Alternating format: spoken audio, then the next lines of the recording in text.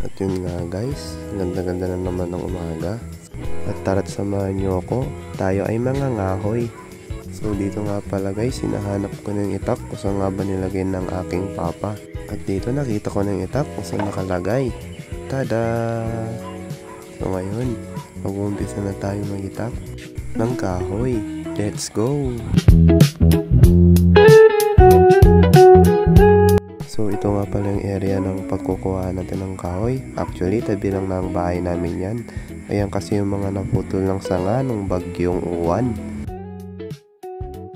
At so yun na nga guys, umpisa na natin manabas ng kahoy. Let's go! So yun, tirik na tirik ang araw. Nakatapos lang ng bagyo, pinagsibat na ako agad ng kahoy. Totoo lang, dami-dami niyan at buti na bawasan ko na nung nakaraan pa.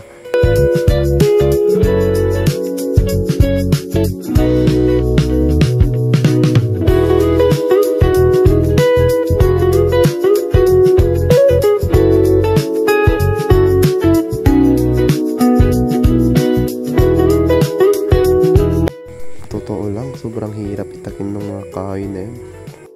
Paano kasi ang init-init, nakakapanghina.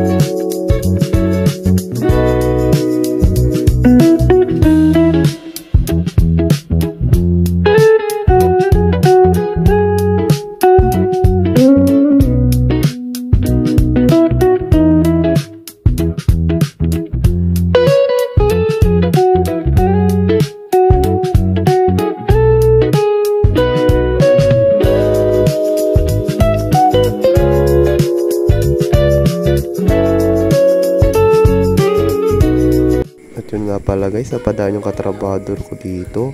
Magtatrabaho kasi sana ako, kaso pina-absent ako para tipasin tong mga kahoy dito. Sayang, pera na, naging kahoy pa.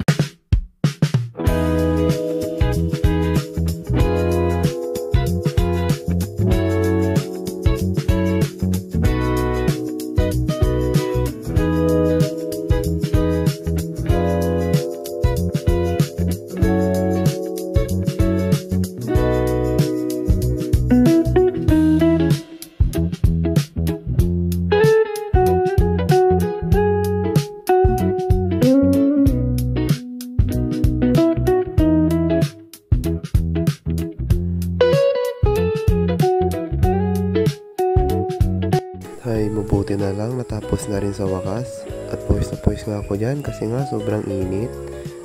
At maraming salamat sa panonood.